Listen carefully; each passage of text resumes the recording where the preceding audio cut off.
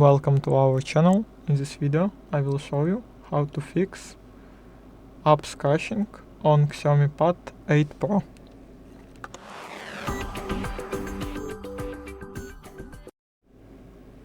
Choose the app which crashing, press their info and press their clear data. Here press clear cache.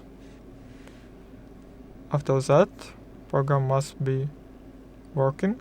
If it doesn't help you, press clear all data this time.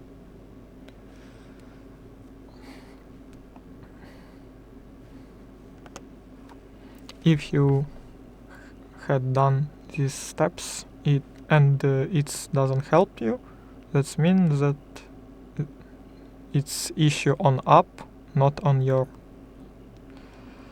tablet. Thank you for watching. Please subscribe, press like button below, and goodbye.